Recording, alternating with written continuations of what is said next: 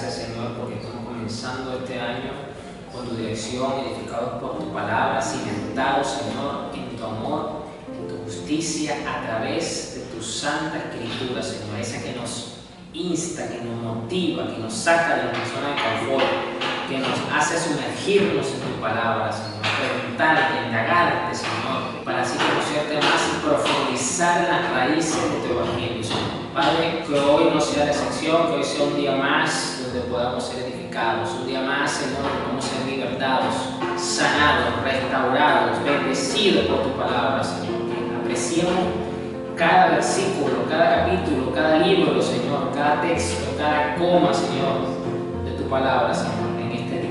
Amén. Bien, la semana pasada comenzamos una serie que yo sé que va a ser un poco controversial, va a ser un poco polémica, pero como ya yo lo dije, nosotros en la iglesia tenemos que hablar donde la Biblia habla y tenemos que hacer silencio donde la Biblia hace silencio. Y este es un tema que precisamente Dios habla, Dios muestra, y le puso un nombre muy particular a esta serie, perfiles tóxicos. La semana pasada comenzamos mirando al necio, lo vimos en las escrituras, está muy claramente estipulado, vemos un ejemplo muy puntual de alguien que literalmente se llamaba necio, así que si usted no ha escuchado pues ese mensaje, entra a nuestro canal de YouTube y búsquelo, y si a usted le fue de bendición, compártalo, porque eso también va a ser de bendición para otros. Hoy vamos a ver otro perfil que no deja de ser menos tóxico que el anterior. Todos son tóxicos, todos, uno no menos que otro. Y esto es importante entenderlo porque si bien es cierto que la Biblia nos manda a ser misericordiosos, la Biblia nos manda a ser benevolentes, la Biblia nos manda a tender la mano, pero eso no quiere decir que tengamos que ser ingenuos, eso no quiere decir que no tengamos que tener discernimiento, eso no quiere decir que nos vean la cara de tontos para que se aprovechen de nosotros. Una cosa no tiene nada que ver con la otra. Y mire que mayor ejemplo de esto fue Jesús. Jesús dijo algo muy interesante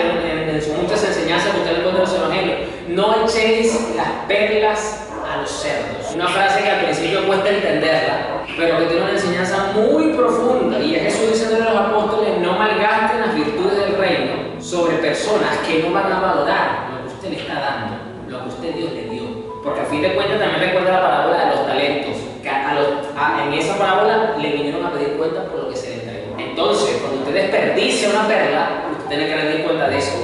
No cree usted que Dios hace la vista gorda. No, eso pónselo ahí en excepción, eso no se lo cuente. No. Entonces, con más razón, tú y yo tenemos que tener esto claro. Y lamentablemente, con estos perfiles tóxicos, uno tiende mucho a desperdiciar las perlas que Dios nos ha dado. Y vuelvo, esto no quiere decir que tengamos que hacerle la cruz, como decimos en Venezuela, sino ser muy prudentes, tener discernimiento, ser inteligentes según el criterio bíblico para saber cómo manejar estos casos, porque ya te estás dando cuenta que muchos de estos casos están dentro de la iglesia y también están fuera de la iglesia. Y por lo general nosotros los cristianos nos cuidamos más de los de afuera que de los de adentro. Somos un poco más confiados con los de adentro, somos mucho más buenazos con los de adentro. No. Vamos a ver el caso del perfil tóxico, el manipulador. El manipulador. Y vamos a ver, y yo quiero comenzar leyendo el Proverbios 11:9. Y usted va a entender por qué yo estoy leyendo este proverbio. Proverbios 11:9. Proverbios 11:9 dice: el perverso con la boca daña a su prójimo. Palabra. El perverso con la boca daña a su prójimo. Y yo quiero definir la manipulación entendiendo algo, que la manipulación no es solo mentir, no es solo engañar, forma parte de la manipulación, donde a veces se dicen verdades a medias, que realmente son mentiras, o verdades distorsionadas, que si tú distorsionas una verdad, le estás quitando la veracidad y la conviertes en una mentira. Una mentira blanca puede ser, sí es verdad, pero no es solo mentir. Ojo, y aquí es donde me quiero centrar. La manipulación es usar vínculos. Pueden ser de sangre, pueden ser vínculos emocionales. La manipulación, el manipulador puede usar la culpa, puede usar la seducción a través de alguna idea, no necesariamente tiene que ser a nivel de romanticismo. Puede usar el miedo. ¿Para qué? Para controlar decisiones, para sacar provecho en beneficio propio. Es decir, el manipulador tiene como base central que es una persona egoísta, por beneficiarse él. Realmente no le está importando la persona que está manipulando, porque la está usando. Así que esto no le va a importar el daño espiritual, el daño físico, el daño emocional, material, etcétera, de la otra persona. No le va a importar. Y ese es el detalle. Que aparentemente sí le importas, supuestamente, pero es mentira. No hay realmente una intención. ¿Y qué tiene que ver esto con el proverbio que acabamos de leer? Que precisamente dice aquí, esta versión dice, el perverso con la boca daña. No dice con el puño, dice con la boca. ¿Cómo manipula? Pues precisamente algunos son muy hábiles con la boca, casi que actores profesionales con la boca. Por eso, es decir, con las palabras, sabe cómo meterse, sabe cómo hablar para vender su idea. Por eso dice aquí el perverso con la boca, no con el puño, no con una pistola, con la boca, es decir, con las palabras. Entonces, vamos a ver un caso de una persona que tenía tremendo llamado, tuvo unas manifestaciones de poder únicas e irrepetibles en toda la historia de la Biblia y de la humanidad, creo yo. Porque así como con Moisés Dios hizo cosas tremendas, así como con Elías Dios hizo cosas tremendas y no las repitió más nunca, igual con este personaje que vamos a ver, también Dios hizo cosas tremendas y no lo hemos visto más en otro lugar. Pero por su falta de discernimiento, por su falta de tener ese discernimiento espiritual, fue manipulado. Vamos ahora a Jueces, capítulo 16. Jueces 16, está después de Josué, Deuteronomio, Josué, Jueces. Jueces 16, versículo 4. Dice, tiempo después, Sansón se enamoró de una mujer llamada Dalila, que vivía en el valle de Sorek. Los gobernantes de los filisteos fueron a verla y le dijeron, seduce a Sansón para que te diga qué lo hace tan fuerte, cómo es posible dominarlo y atarlo sin que se suelte. Luego, cada uno de nosotros te dará 1100 piezas. A ver, ya usted sabe un poco la historia de Sansón, pero yo quiero que usted note algo acá relevante. En Jueces 14, dejen de hoy el 16, pero 2 capítulos más atrás, en el versículo 1, para que entendamos algo importante acá, dice, cierto día estando Sansón en Timnat, se vio atraído por una mujer filistea. ¿De dónde era Dalila? De los filisteos. Cuando volvió a su casa, dijo a su padre y a su madre, me gusta una joven filistea de Timnat y quiero casarme con ella, consíganme. Y vino aquí el reproche de los padres, porque los padres se dieron cuenta que aquí algo no estaba bien con él y se lo dijeron. Pero su padre y su madre se opusieron. ¿Acaso no hay una sola mujer de nuestra tribu o entre todas las israelitas con la que te puedas casar? Preguntaron. ¿Por qué tienes que ir a los filisteos paganos buscando una esposa? Sin embargo, Sansón le dijo a sus padres, consíguemela, a mí me gusta ella. Si bien es cierto que el Señor se aprovechó de esto, porque si usted se viene leyendo el relato, usted se va a dar cuenta que Dios aprovechó de esto. Pero aquí hay algo que no es casual. No es casualidad que luego en la ciudad filistea, donde pasó la noche con una prostituta, versículo 1 del capítulo 16, se corrió la voz de que Sansón estaba allí. Los filisteos se dieron cuenta que a Sansón le gustaban sus mujeres. Es decir, Sansón, por no atender sus concupiscencias, sus debilidades espirituales principalmente, fue víctima de manipulación de parte de Dalila. Ahora sí, volvemos al versículo 4 del 16. Los gobernantes llamaron a Dalila. Estoy seguro que Dalila no era fea, porque si no hubiese caído tan redondito Sansón. Estoy seguro que entre la filistea era un mujerón, físicamente hablando, y sabían que le iba a gustar mucho a Sansón, porque ya nos dimos cuenta que a Sansón le gustaba mucho la filistea. Así que esta filistea, número 1, me da a entender que no era nada fea físicamente. Número 2, era buena con la boca. Es decir, era buena hablando, usando la palabra ¿para qué? Para manipular, para seducir, para engañar. Y si usted suma esas dos cosas, 2 más 2 son 4, ¿no? Una mujer que tenía muy buena presencia y encima tenía buena palabra, con un hombre como Sansón, que ya todo el mundo se había dado cuenta que le gustaban las filisteas, 2 más 2 son 4. A este lo vamos a agarrar sí o sí, no se equivocaron. Y dice aquí que le dijeron, seduce a Sansón para que te diga qué lo hace tan fuerte y cómo es posible dominarlo y atarlo sin que se suelte. Luego cada uno de nosotros te dará 1100 piezas de plata. Eso es plata, ¿sabes? Eso para la época era mucho dinero. La Biblia no nos da información del contexto familiar personal de Dalila, si era una mujer algo que tenía algún tipo de problema económico, si venía del estrato social bajo. No lo sabemos. Pero esto es una oferta bastante tentadora, indistintamente de él, porque es mucho dinero. Y digamos así, es un negocio fácil. Ah, sí, porque tengo que hacer convencerte para que me digas, está fácil. Este dinero me lo gano yo aquí rapidito, porque este dinerito lo gano yo aquí fácil. Me resuelvo la vida. Entonces, hay que dejar claro algo. Dalila no era hechicera, no era una mística, no era una arte maga que practicaba la brujería. Era simplemente una mujer que sabía usar sus dotes y su lengua, sus palabras, sabía combinar las dos cosas. Ok, 100,000 piezas de plata. Versículo 6. Así que Dalila le dijo a Sansón: dime por favor, ¿qué te hace tan fuerte y con qué podrían amarrarte sin que te liberes? Usted dirá, bueno, pero esta sí fue directa, pero esto me habla a mí de que si Dalila fue tan directa y ya fue al grano, es porque ya lo tenía seducido, ya lo tenía manipulado, ya lo tenía en la palma de su mano, por eso fue tan directa, porque se dio cuenta que ya había logrado su cometido, la manipulación.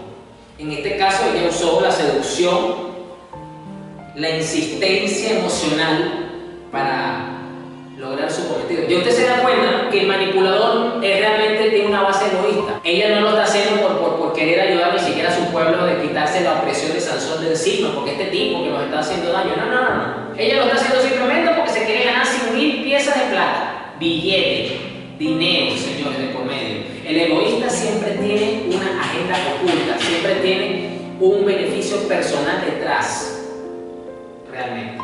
Y fíjese que el manipulador conoce bien las cualidades que puede usar para manipular, las conoce. Y eso es otra cosa que tú y yo tenemos que estar atentos, porque cuando se nos acerca el hermanito manipulador, él busca vender, o esa persona que nos busca manipular, que es fuera de la iglesia, él busca vendernos algo que puede que nos llame la atención o que nos interese. Y ese va a ser su gancho para acercarse, para que nosotros le prestemos atención. Ojo con eso, ojo con eso. Y Sansón respondió: si me ataran con 7 cuerdas de arco que sean nuevas y que aún no se hayan secado, me volvería tan débil como cualquier otro hombre. Evidentemente usted sabe que aquí Sansón lo que le está respondiendo por responder. Entonces los gobernantes filisteos le llevaron a Dalila 7 cuerdas nuevas y con ellas ató a Sansón. Dalila había escondido a algunos hombres en una de las habitaciones internas de su casa y gritó: Sansón, los filisteos han venido a capturar. Pero Sansón rompió las cuerdas de arco como se rompe una cuerda cuando la quema el fuego, así que no descubrieron el secreto de su fuerza. Es que a mí me parece increíble que hasta este punto todavía Sansón no se da cuenta que es una trampa. ¡Ay, qué casualidad! ¿Verdad? 7 tipos metidos en mi casa, no me he dado cuenta cuando entraron. No me di cuenta, perdón. Mira el nivel de ceguera, de falta de discernimiento, y este es algo muy importante. Tenemos que cultivar, tenemos que desarrollar la virtud del discernimiento bíblico y del discernimiento espiritual. Que los dos son importantes. Aquí lamentablemente por la mucha fuerza que el Espíritu Santo venía sobre Sansón, y bueno, ya usted sabe las proezas que hacía, no tenía discernimiento. Y eso es clave para descubrir la manipulación, para darnos cuenta de dónde puede venir la manipulación o el intento de manipulación. Después, versículo 10, Dalila le dijo: hasta ahora te has burlado de mí. Ahora mira, ahora se hace la víctima.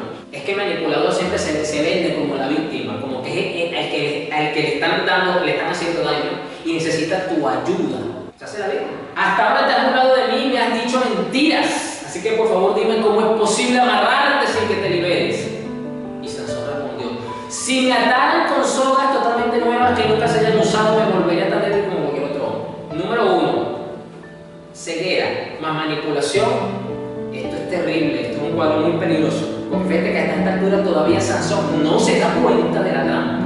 No se da cuenta de la trampa. Algo que ya parece algo como que demasiado evidente. Y no se da cuenta de la trampa. Así que Dalila tomó sogas nuevas. Y fíjate que esto es lo más tremendo del caso. Que fue la misma Dalila la que hacía todas las cosas que según Sansón eran las correctas. Fíjese que el texto lo dice. No es que ella le llevaba la información a los gobernantes para que los gobernantes mandaran a otro para que se lo hiciera. No, ella misma. A lo mejor tenía apoyo, bueno, sí, consíganle las cuerdas a Dalila y se las daba, pero era ella la que lo hacía. De paso. Lo dice el texto. Qué terrible es el manipulador. Cómo él mismo tiende la trampa y cómo él mismo con astucia usa las herramientas para dañar. Qué tremendo. ¡Sansón! Los filisteos han venido a capturarte, pero otra vez Sansón rompió las sogas que le ataban los brazos como si fueran niños. Entonces Dalila dijo: hasta ahora te has burlado de mí y me has dicho mentiras.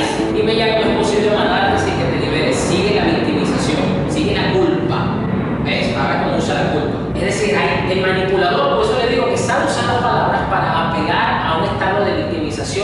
culpa, de presión emocional. Sansón respondió: si entretejeras las 7 trenzas de mi cabello con la tela del telar y lo aseguraras con la lanzadera del telar, me volvería tan débil como cualquier otro hombre. Así que mientras él dormía, Dalila le entretejió las 7 trenzas de cabello con la tela.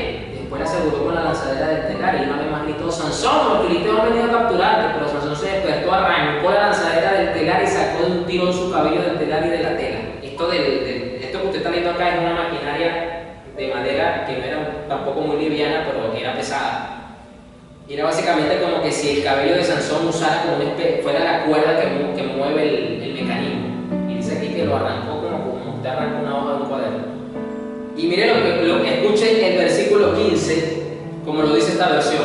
Entonces Dalila, haciendo pucheros, le dijo, escuche esto, lo vuelvo a repetir. Entonces Dalila, haciendo pucheros. Imagínese usted ese cuadro, use la imaginación. Miren la manipulación emocional. Es que yo me lo imagino haciendo pucheros. Es la propia actriz de telenovela, literal. ¿Cómo puedes decirme, escuchen, cómo puedes decirme te amo si no me confías tus secretos? Miren lo manipuladora que es esta. Está usando insistencia emocional. El manipulador es persistente. ¿Cómo puedes decirme te amo si no me confías en tus secretos? ¿Cómo me dices yo te amo cuando tu corazón no está conmigo? Qué manipuladora. ¿Viste cómo se usan las palabras? ¿Cómo se usan las palabras en el momento exacto? Si me amaras de verdad, harías esto por mí. Una traducción un poco más moderna. Ya te has burlado de mí 3 veces y aún no me has dicho lo que te hace tan fuerte. Pero mira, aquí está la clave, versículo 16. Día tras día lo estuvo fastidiando hasta que se hartó de tanta insistencia. La otra versión dice: ella lo importunaba cada día con sus palabras y lo presionaba. Persistencia desgastante. El manipulador, cuando sabe que tiene su presa en la mano, sabe muy bien cómo insistir y persistir, apelando al desgaste de la otra persona. Vuelvo a leer en esta versión. Ella lo importunaba cada día ¿con qué? Con sus palabras y lo presionaba. Y como Sansón está en sus manos de manipulación, él cree que esto es un acto de amor cuando le revela la verdad. Bueno, está bien, te voy a decir cuál es mi secreto. Y él cree que está cumpliendo con la propuesta de amor que le está vendiendo Dalila. Ya ustedes saben que aquí no hay amor, aquí lo que hay es un interés egoísta por ganarse 100.000 monedas de plata, porque después, más adelante, usted ve que Dalila no aparece por ningún lado, se desapareció de la ciudad y dejó al pobre Sansón víctima de su pecado, de su falta de discernimiento, con un esclavo dando vueltas en una cuestión de la ciudad. Y allí, en ceguera, ciego, tuvo un arrepentimiento genuino y Dios le devolvió la fuerza una vez más para vengarse de los filisteos. Y esto sabe cómo terminó la historia con él como mártir, porque él destruyó la ciudad, pero él también se murió en el acto. Así no debió haber terminado la historia de Sansón. Entonces, Sansón cayó porque le cortaron el pelo, como dice la tradición, porque descubrió su secreto. Él no cayó por eso. Él cayó por falta de discernimiento, porque si se da cuenta de la manipulación de Dalila, él no cae físicamente, su secreto no es descubierto, y todo esto por una persona manipuladora. Miren lo perjudicial que puede ser una persona manipuladora, puede afectar tu vida drásticamente, porque estoy seguro que el plan de Dios para Sansón, y porque está en el libro de Jueces, porque él fue puesto como una figura de autoridad antes del periodo de los reyes también, que tenía una gran particularidad para la batalla, para la guerra, porque usted se da cuenta que básicamente él solo acababa con ejércitos enteros, por la gran fuerza que tenía. Pero el propósito de Dios con todos los jueces es que fueran una figura de autoridad espiritual, que trajeran el pueblo otra vez al temor de Dios, a la Torá, a la ley entregada por Moisés y restaurar la nación. El problema es que estas generaciones de israelitas eran tercos, eran necios, eran testarudos, eran incrédulos, eran muy paganos todavía. Y entonces entraron en un círculo vicioso, o sea, se alejaban de Dios, Dios mandaba al profeta, el pueblo no hacía caso, venía el juicio, el pueblo se arrepentía, venía un tiempo otra vez corto de bendición espiritual, de abundancia económica y se volvían a apartar otra vez. Y así estuvieron durante un tiempo. Eso es básicamente, le estoy resumiendo el libro de Jueces y los libros de Reyes y de Crónicas. En eso estuvieron. Y Sansón estaba ahí como final de la vida de Sansón haya sido como Dios lo hubiese querido realmente en su origen. Pero su falta de discernimiento fue lo que lo hizo caer, no el que le cortaran el pelo. Esa fue la consecuencia real. Entonces, ¿qué pasa? Por su falta de discernimiento, de no darse cuenta de la manipulación de Dalila, él confundió atracción con lealtad. Él creyó que Dalila le era fiel a él. Dalila no le estaba siendo fiel. Mire, Dalila no le era fiel ni siquiera a su propia gente. Dalila era fiel con su bolsillo. Dalila no le interesaba ni siquiera para qué sus gobernantes filisteos les interesaba descubrir la victoria de la fuerza de Sansón, de dónde venía. Ella lo que le interesaba era su bolsillo. Sansón confundió insistencia con amor, ¿no? Y confundió la intimidad. Bueno, te voy a contar mi secreto porque contigo yo me siento bien, yo me siento seguro, como que si fuera su padre, con seguridad de San Lucas. Entonces, ¿cómo nosotros nos salvaguardamos de la manipulación? Teniendo discernimiento para detectarla a tiempo y evitar personas manipuladoras. Vamos a ver otro caso. Este es ya mucho más conocido, porque también no es que yo tenga nada contra las mujeres, para nada, pero curiosamente es otra mujer la que cae en este juego tóxico de manipulación.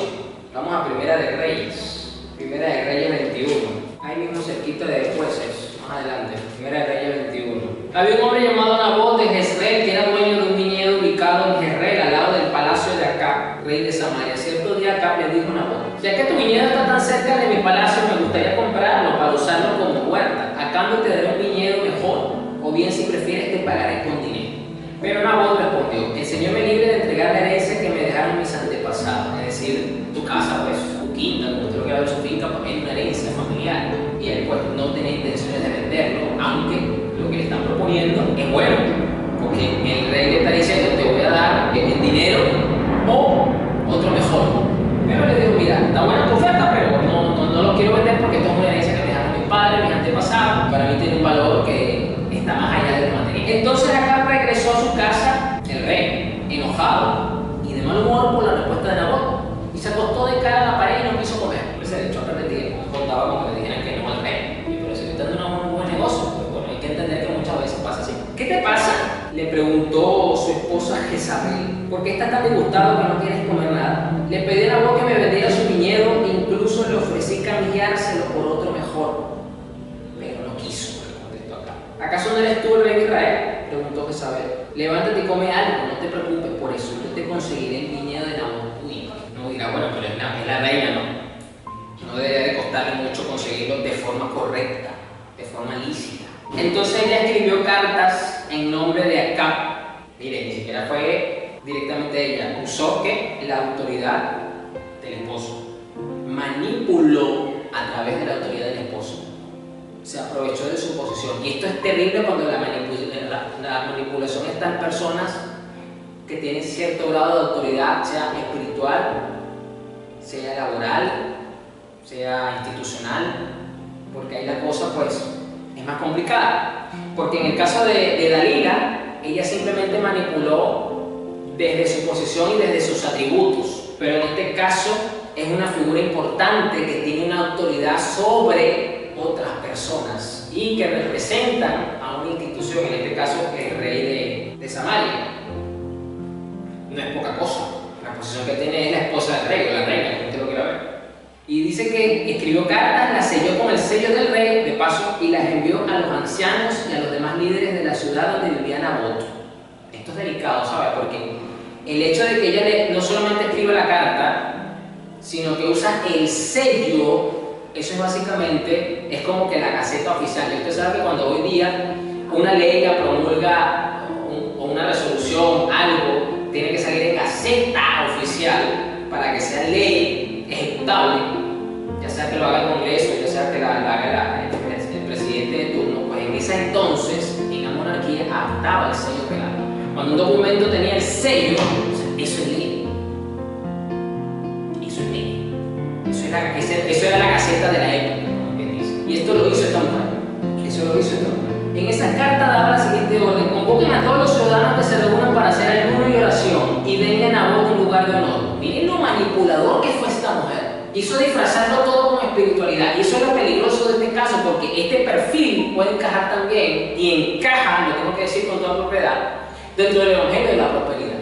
Cuando los pastores usan su posición, usan su influencia para manipular económicamente a la gente y sacarle dinero. Ese es el ejemplo más claro que tenemos hoy día. Hay muchos manipuladores, muchos charlatanes que se aprovechan de su posición de autoridad dentro de congregaciones para sacar dinero. ¿Y cómo lo disfrazan? Con espiritualidad, como lo hizo Jezabel. Aquí lo está leyendo, no lo estoy inventando yo. Aquí dice que ella mandó cartas, mandó a convocar ayuno y oración, y mandó a decirle a Nabot que lo ponga en un lugar de honor. Es decir, apelando a alimentar el ego. Y eso es exactamente una de las cosas que hace el evangelio de la prosperidad. Es que si tú le das a Dios ahorita, que hay una atmósfera espiritual abierta, Dios va a conceder el anhelo de tu corazón y te va a entregar esa casa que no pudiste tener desde niño, que se la estabas pidiendo porque tus padres tampoco tenían casa.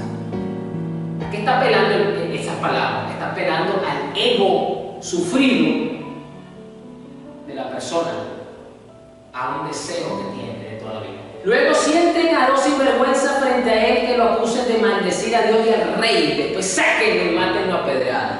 ¡Wow! Esta mujer le armó un expediente a este hombre inocente, contrató falsos testigos, o sea, manipuló el sistema para aprovecharse de él, para sacar un beneficio de él. Y esto es lo que uno llama el poder detrás del poder, porque se supone que el rey es el que manda. Y por eso ella dijo, no, esto lo está haciendo el rey, porque este es el decreto del rey y es el sello real que lo está haciendo. ¿Pero quién fue el que hizo todo esto? Ella. El poder detrás del poder. La manipulación en su máxima expresión, en pocas palabras. Así que los ancianos y los demás líderes de la ciudad siguieron las instrucciones que Jezabel había escrito en las cartas. No es posible que los ancianos no se estén dando cuenta que esto es algo malo. ¿Cómo se van a prestar para hacerle eso a un hombre que no hizo nada malo, sino simplemente dijo, no quiero venderle al rey mi casa porque es una herencia familiar que yo tengo y mi linaje ha estado toda la vida en este terreno? Eso fue todo lo que hizo este hombre. No cometió ningún delito. Qué terrible es la manipulación estructural de las instituciones. Y así pasó lamentablemente, y al pobre hombre le quitaron la vida. Y en el versículo 14 dice, después los líderes de la ciudad mandaron a decirle a Jezabel, Nabot fue apedreado hasta morir. En cuanto Jezabel oyó la noticia, le dijo acá, ¿recuerdas el viñedo que Nabot no quería venderte? Bueno, pues ahora es tuyo. Nabot está muerto. Entonces acá bajó de inmediato el viñedo de Nabot para tomarlo en posesión. Qué terrible es la manipulación, cómo puede dañar personas, familias. Porque usted recuerde que esto, él lo dijo, esto es una herencia familiar. Este hombre seguramente tenía familia, esposa, hijos, nietos, sobrinos, etc. ¿Cómo perjudicó a esta familia? ¿Cómo les causó dolor? Simplemente para traer un beneficio. Ve lo mismo que con Dalila, lo mismo lo vemos con Jezabel. Buscan siempre satisfacer un deseo egoísta personal en detrimento del daño que le puede hacer a los demás. No les importa. Y ese es el detalle del manipulador, que realmente no piensa en colectivo, y en la congregación se busca el beneficio congregacional, no el individual, no el egoísta, todo lo contrario. Y aquí vamos a ver precisamente Hechos, vamos al Nuevo Testamento, Hechos 5. Hechos 5 dice, había cierto hombre llamado Ananías quien junto con su esposa Zafira vendió una propiedad y llevó solo una parte del dinero de los apóstoles, pero afirmó que era la suma total de la venta. Con el consentimiento de su esposa se quedó con el resto. Entonces Pedro le dijo, Ananías, ¿por qué has permitido que Satanás llenara tu corazón? Le mentiste al Espíritu Santo y te quedaste con una parte del dinero. La decisión de vender o no la propiedad fue tuya. Y después de vender, el dinero también era tuyo para regalarlo o no. Es decir, yo quiero que usted entienda algo para ver que, o sea, vamos a mirar bien esto que yo acabo de decir ahorita. Yo quiero que vayamos a Hechos 2, nos saca el dedo de Hechos 5, Hechos 2, versículo 42. Mira, en Hechos 2:42 dice, todos los creyentes se dedicaban a las enseñanzas de los apóstoles, a la comunión fraternal, a participar juntos en las comidas, entre ellas la cena del Señor y la oración. Un profundo temor reverente vino sobre todos ellos, y los apóstoles realizaban muchas señales milagrosas y maravillas. Todos los creyentes se reunían compartían todo lo que tenían. Vendían sus propiedades y posesiones y compartían el dinero con aquellos en necesidad. Adoraban juntos en el templo cada día, se reunían en casa para la cena del Señor y compartían sus comidas con gran gozo y generosidad. Todo el tiempo alabando a Dios y disfrutando de la buena voluntad de toda la gente. Y cada día el Señor agregaba a esta comunidad cristiana los que iban a ser salvos. Esto no era una imposición apostólica, esto era algo genuino de la congregación, porque era una comunidad que se cuidaba unos a otros, y entonces se notaba que había personas que estaban en necesidad fuerte y los que tenían algunas propiedades las vendían voluntariamente para ayudar a los hermanos. Aquí no había una imposición, aquí no había una manipulación apostólica, aquí era todo genuino. Por eso dice de la buena voluntad, por eso dice de forma generosa. Eso es algo que nace como una virtud de nuestro corazón, recibido por el Espíritu Santo cuando somos personas nuevas. Porque nosotros, los seres humanos, en nuestra condición natural, pecaminosa, somos crueles, somos egoístas, no nos interesan los demás, nos interesan nosotros. Pero cuando nacemos de nuevo, somos generosos, somos bondadosos, somos misericordiosos, nos ocupamos sincera y realmente por la necesidad del prójimo. Y por eso estas personas lo vendieron. Ahora regresamos a Hechos 5. Por eso que el apóstol les dice, pero ¿por qué caen en esta actitud falsa? O sea, aquí nadie les está diciendo que vendan sus cosas, Ananías y Zafira. Y si lo vendiste, nadie te está diciendo, nadie te está obligando, nadie te está manipulando para que dejes el dinero aquí en la iglesia. O sea, tú fuiste agarrando, lo vendiste y montaste un negocio o compraste en otro lado. ¿Por qué tienes que...? O sea, ¿cuál es el engaño? ¿Por qué caes en eso? ¿Por qué permitiste que Satanás llenara tu corazón? Porque ellos no engañaron para robar. Ellos no estaban engañando como Jezabel para quitarle la finca al otro. Ellos no estaban engañando ni estaban manipulando para descubrir un secreto, como le pasó a Dalila. Ellos estaban manipulando, y en ese caso estaban manipulando la situación de sus bienes, es decir, engañando, para parecer espirituales. Y es que la espiritualidad, la que viene del cielo, no se puede manipular, no se puede aparentar. Cayeron nada más y nada menos que en un grave pecado. Lo dice el Espíritu Santo, lo dice el apóstol Pedro. Le mentiste al Espíritu Santo. No solo le mentiste a la congregación, al Espíritu Santo le mentiste. ¿Por qué? Porque en el fondo de su corazón ellos querían reconocimiento también. Reconocimiento. Entonces aquí hubo una manipulación alrededor de una situación para lograr un fin. Y le salió bien caro. Salió muy caro, porque la manipulación empieza ¿dónde?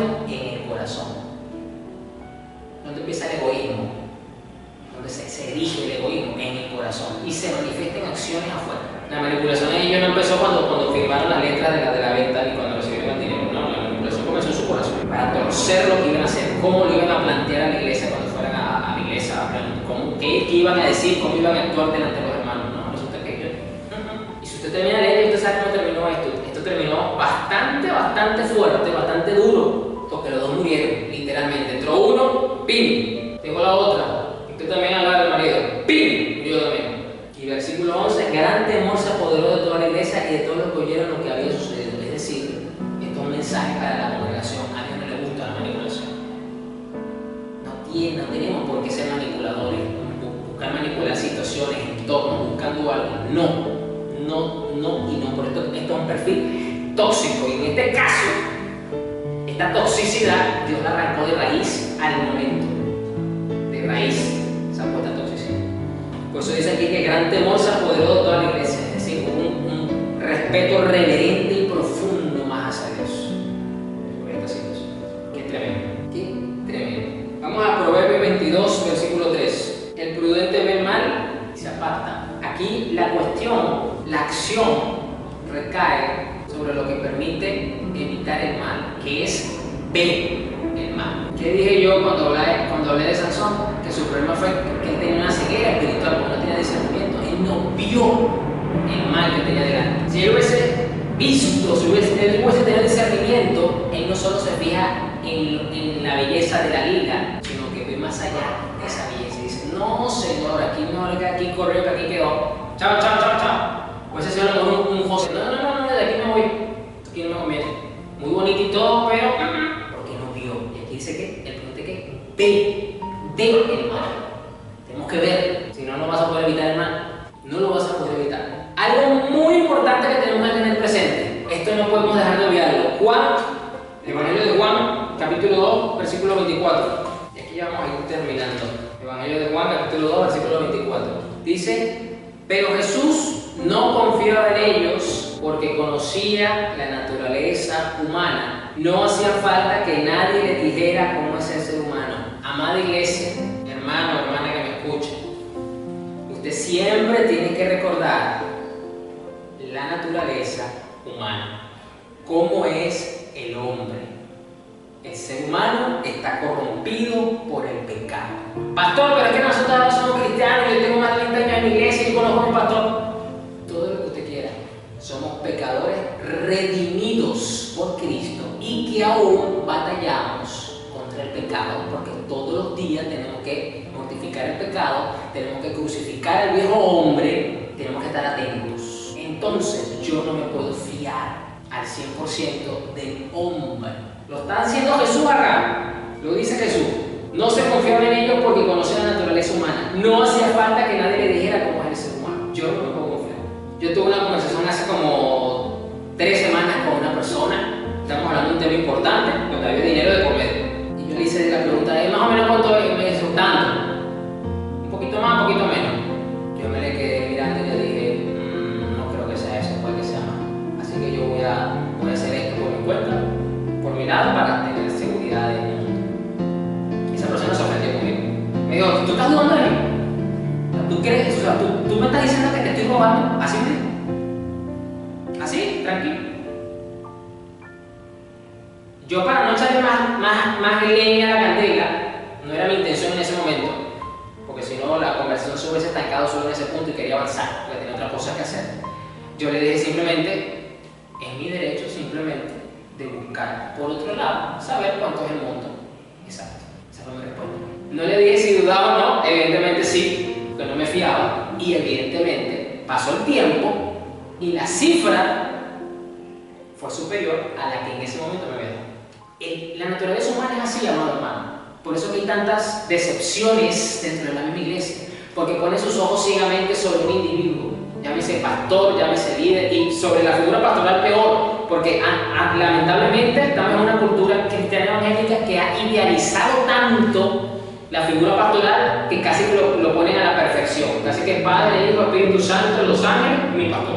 Es un ser humano, somos seres humanos, iguales que usted, igual que yo igual tengo que arrodillarme a orar. A mí igualito la carne se me revela, la carne no quiere nada con Dios, la carne quiere puro pecar. Yo igual tengo tentaciones, todos los pastores lo tienen. O sea, no nos idealicen tanto, somos seres humanos.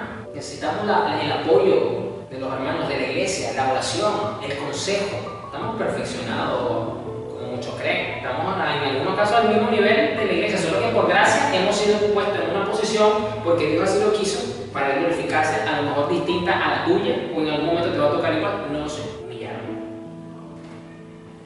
Humillarme, entender mi naturaleza, que no es distinta a la suya. Entonces esto es fundamental tenerlo presente para evitar caer en manipulaciones, estar conscientes. Y en el ámbito político pasa igual. Personas que endiosan a los políticos. Lamentablemente en Venezuela tenemos ese mal, tenemos una cultura. Venga el Mesías, que no es el Cristo precisamente, no es nuestro Señor Jesús. Venga el Mesías es político de turno. Este es el que nos va a ayudar y que nos va a salvar y nos va a salir adelante. Después se destapa algo y ya la gente se decepciona. Pasa el tiempo, aparece otro. Y así está. Y así estamos ahorita. Ahorita es una mujer. Ahorita la tienen idealizada. No, esta es la salvadora. Esta es la que nos va a sacar para adelante. Poniendo los ojos en los Mesías de carne, que no es el Mesías que realmente está haciendo cosas por Venezuela. Y no estoy quitándole mérito a quien está haciendo algo por la situación en Venezuela, sino que cuidado con esas posiciones que dejan a un lado la naturaleza humana y se olvidan de eso. Así que son consejos que tenemos que tener presentes para evitar caer en la manipulación. Estar consciente de la naturaleza humana que tendemos a lidiar con el pecado. Estamos luchando contra el pecado. Tenemos que tener discernimiento espiritual. Miren, el caso más, mi Señor Jesús. Mi Señor Jesús, algo muy importante también que tenemos que estar conscientes es que nosotros no estamos llamados a complacer a todo el mundo. Porque a veces la manipulación busca eso, que nosotros cedamos para complacer. Nosotros no estamos llamados